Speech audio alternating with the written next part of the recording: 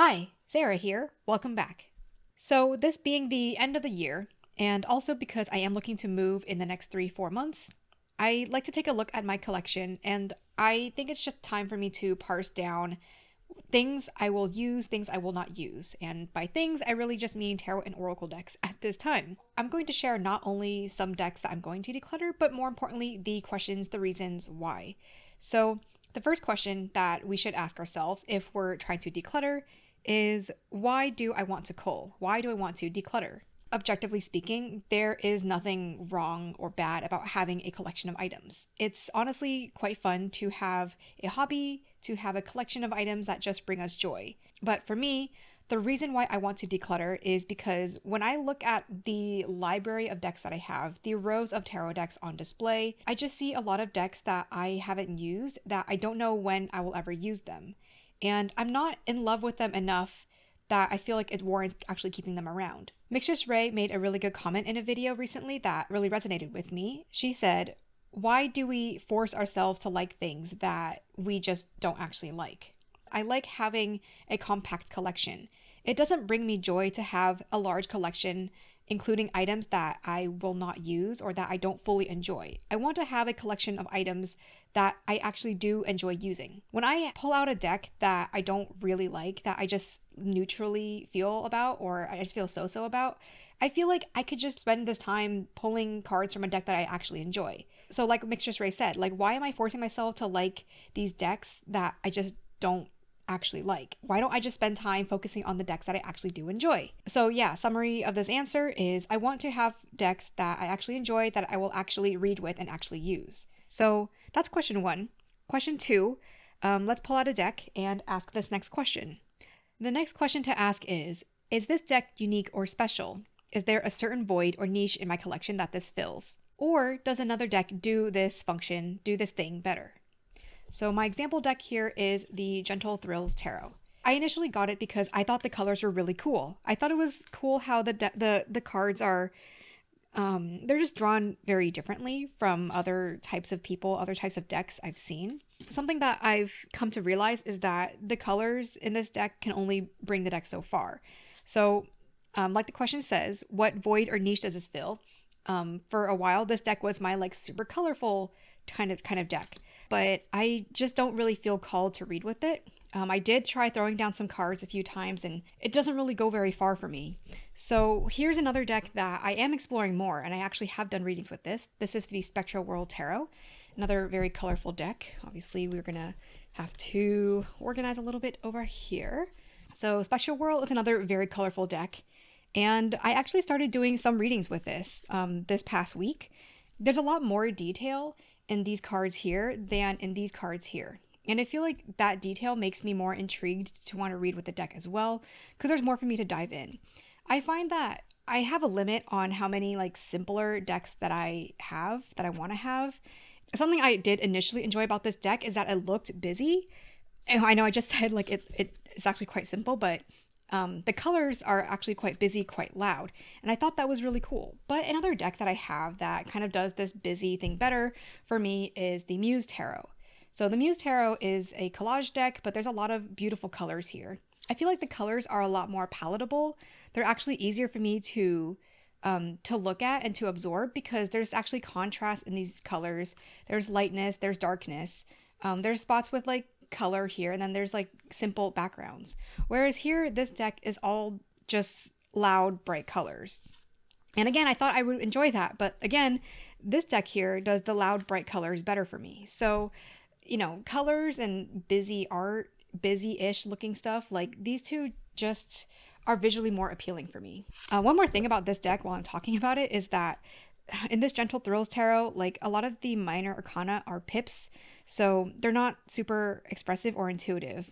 I believe this is the Five of Wands, and I know that only because like this plant, this flower is the wands, and also because the borders, this is the wands card borders.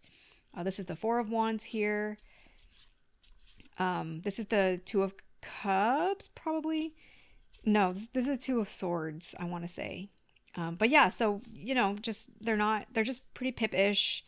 And here's the thing, Mistress Ray also made this other comment, which I also found very insightful, it's very easy to feel like we want to keep a deck when we're just flipping through it. Flipping through it, I'm like, oh yeah, I want to keep this deck just because it's really pretty to look at. And, if I was more lenient with my rules of decluttering, like I could totally keep this deck. Like we mentioned in question 1, my goal with decluttering is I want to have decks that I will actually use. Because for me, tarot decks are all about functionality, not only the art. I don't really have a use for this deck if I only keep it for the art, I don't really do art projects. Maybe I could make stickers from this if I had like sticker making capabilities. But besides that, I don't really have a use for this deck. And having this on my shelf just makes me think of like one more deck that I'm not using. One more deck that is just collecting dust on my shelf when someone else could be using it and playing with the cards and stuff. When it comes to actually doing readings with it, when it comes to connecting cards together, trying to see how 2 cards will like relate to each other or give me an answer in a reading, it just doesn't give me much feeling, give me much meaning. So that's kind of the gist of the question. What void or niche does it fill? Do other decks do this better? Also, to quickly mention the guidebook for the Gentle Thrills Tarot, it's just not really what I want in a guidebook either. It's very, very simple. Literally just 1 keyword for each upright and reversed card. There is like the elemental symbol and there is like astrology associations, but those are not things that I'm interested in from a tarot guidebook or from a tarot deck. So guidebook also just not really working for me.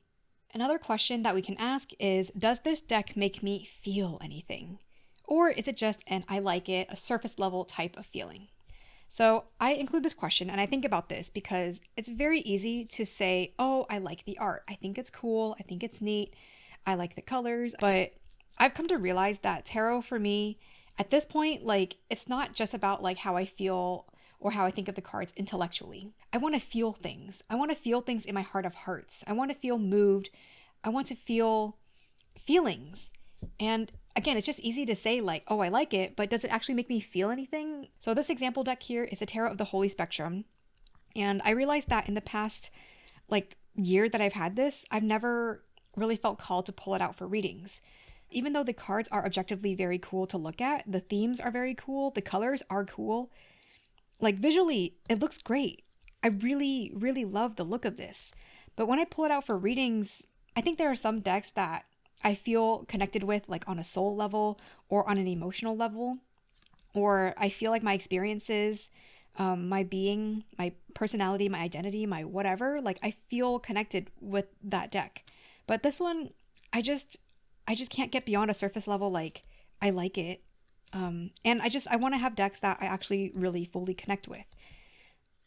So I'm at this point in my reading my tarot practice where I want to actually I want to feel something with the deck, especially because I spend a lot of my time online, I want to be living life more and I want to have decks that I can feel connected to, I don't know, in an experiential way.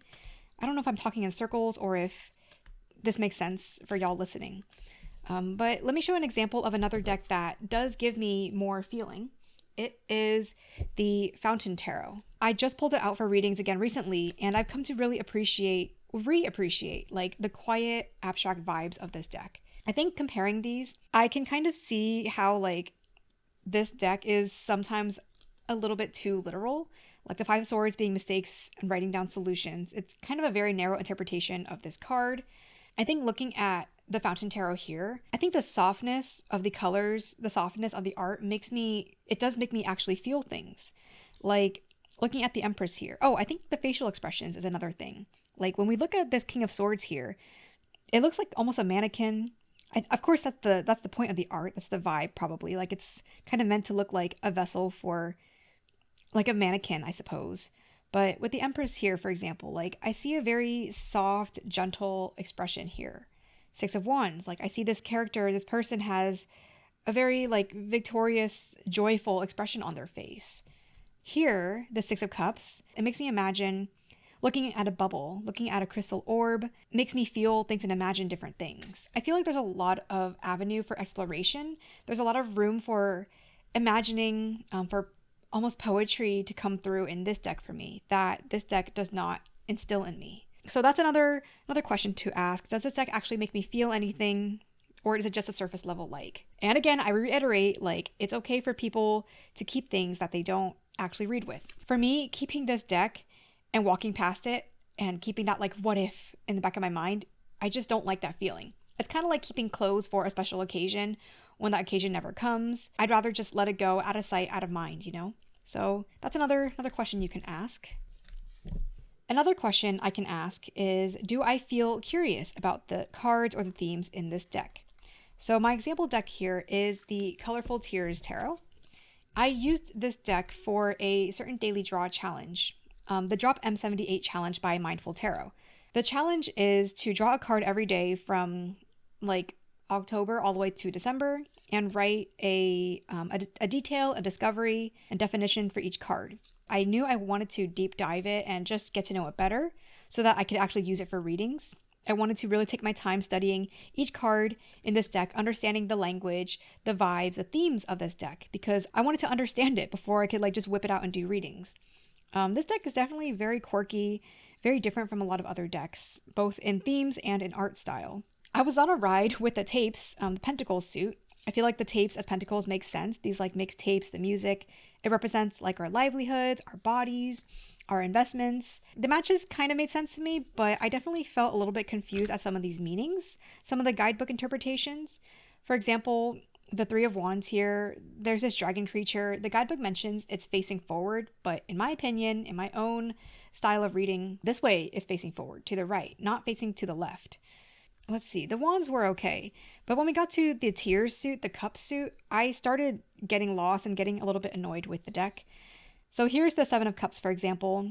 Part of the guidebook interpretation, the explanation here is that the card is about dreaminess. It's about not being clear on what's happening, not being clear on which path to take. We kind of see that with the dreamy face looming from the void here. But when I look at this card, I just feel confusion at why like there's these two big tear waterfalls dropping from this person's eyes, and I don't fully understand why like there's butterflies and there's like this snake looking creature here, and I don't understand why there's a sword and there's this cup here either. When I pull this card out in a reading, I'm just gonna feel kind of annoyed. Here's another frustrating card for me, the Nine of Cups, Nine of Tears. The creator's favorite animal is a zebra, so that's why it's in this card. Honestly, that's totally valid. If I were to create a tarot deck, I'd probably also just put my favorite animals and favorite symbols everywhere. I'm not the creator, you know. This deck, I want my tarot decks to work for me, and I just can't come up with like any reasonable or feasible like explanation for why this Nine of Tears, why this Nine of Cups looks like this. So if I get this in a reading, how am I supposed to read this and make meaning of it? It's cool visually, but I'm quickly losing interest in it as an actual tarot deck. Now that I've gotten a taste of the deck, about like half the deck here, looking at the rest of these cards, I just don't feel curious or interested in reading with the rest of these cards, in learning and understanding like what the rest of these things are. I feel like this is a subculture, a vibe, a genre that just isn't, it's just not my thing. I also mentioned in a deep dive video about this one that I wanted to learn about like Riot Girl culture, and I did do some reading on it. I read some articles on Riot Girl culture and how it came about. I tried listening to some Spotify playlists, but I didn't get very far. They couldn't capture my attention, and it makes me sad, but not that sad really. So I'm probably gonna let this go. I don't think I'm gonna try to finish the rest of it. I'm kind of done with this deck. So yeah, that's another question you can ask if you're curious. If looking at this deck, you know, you flip through some cards, does it make you want to see what other cards look like? Or if you're like me, does it make you feel like, okay, I've seen a few cards, I've seen enough, like I'm done? The last question I got today is, do I feel inspired to actually read with it? What would it take for me to actually crack it open and want to use this deck? What am I waiting for? For this question, there's a couple of indicators for deciding if we want to keep this or not. One indicator is if we do regular declutters and this deck has survived those past declutters, but now we're in another decluttering process and this deck still has not been used, that's probably an indicator that like this deck probably didn't need to stay in the collection. The other indicator is if you've had this deck for, let's say, 12 months, if you like to have certain decks that you work with seasonally or monthly or certain holidays, and a whole 12-month period has passed and you haven't used the deck for any season or any holiday or any month, special occasion, that's also another indicator that maybe the deck just needs to go. This is the Cosmovisions Oracle. I've mentioned in a different video about the Cosmovisions and the Prismavisions that I don't think the art is really my vibe anymore. The art is really cool visually, but I just don't feel inspired to actually read with this. I initially got this deck because I was interested in the lore, the theories of past lives that James R. Eads came up with. I did read the guidebook about these past lives. I think that's cool and all, but for the rest of the deck, I just don't feel inspired to actually read with it. For this deck, I keep telling myself I'm going to study it. I keep waiting for a rainy day, but rainy days have come and gone. I just don't feel inspired to actually read with it, to actually study it. So the question is, like, do I feel inspired to actually read with it? What would it take for me to actually crack this open? I don't have a reason. I can't imagine any reason why I would want to crack this open. I can't imagine any scenario where I would feel called to actually read with this, and I'd feel inspired, and I'd feel good about reading with it. Everything about this deck and my relationship with it, it just feels like a chore, honestly. Yeah, unfortunately, it just feels like a work in progress that I'm never going to actually finish. So not only like have I not used this deck through all the different declutters I've had, but I've never used it in the past like 12 months or even like 2 or 3 years of having this deck. I think for this deck, I'm going to take pictures of the guidebook just so I can have the Major Arcana as reference, but I'm just going to let this go. I actually have the Major Arcana art card, so I still have these here, these Major Arcana as a different kind of copy. I just don't think I want this deck anymore. And looking at it keeps making me think of like the lost potential, like, oh, you could be reading with this and you're not. Like, I just want to let it go, man. Out of sight, out of mind. Someone else can appreciate that more. Another sample deck I have here is the Vice Versa Tarot. First of all, I did actually try to do readings with this like in the past month or two. The 2 times that I tried to pull this out for readings, I just didn't get much from this deck. Like, I think it's visually very cool, but I don't feel anything. I don't feel inspired or connected or hopeful or anything with this deck. So that's an answer to like one of the other questions, right? Do I actually feel anything when reading with this deck? And for me, unfortunately, the answer is no. The other indicator is that in the past 12 months that I've had this deck, 12, probably 2 years at this point, 12, 24 months, I just haven't felt called to use this either. Even though the whole like, double-sidedness is really cool, I just don't think I'm going to read with it. And I don't feel inspired. It looks cool visually, but I don't feel inspired when I pull cards and try to string them together into a message. So I'm just going to let this go. Of course, if I want it again, I can always buy it secondhand. I just don't think this deck is worth having around for me.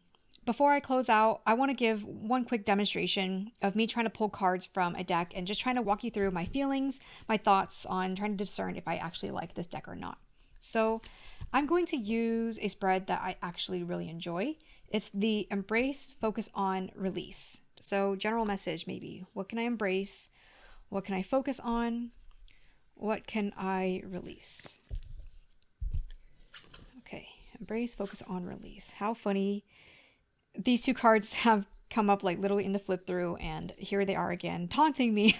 Okay, so off the cuff, I see cards. Okay, great start. I see cards. I see a lot of colors, and right now my mind is drawn more towards the colors than maybe like the vibes of the art or what the card is trying to tell me. All I can think of right now, and I'm trying to, try to open my mind and try to do a reading on the fly here, but all I'm noticing right now is just, wow, creepy mannequin, wow, cool lines, wow, the art is very cool, wow, speakers, cool, like the seat is in the middle, like this guy's in the middle, and this picture's in the middle, wow, looks visually very cool.